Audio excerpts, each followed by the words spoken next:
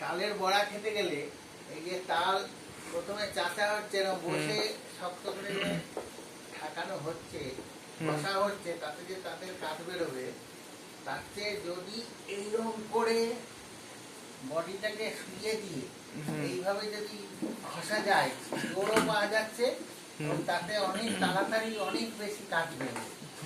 যেমন এখন দেখুন, আমি তো এটা বেশিক্ষণ ঘষলাম, এই অল্প একটু টাইম ধরে ঘষে দিচ্ছি, এবার দেখুন কতটা কাঠ বেরিয়ে গেল।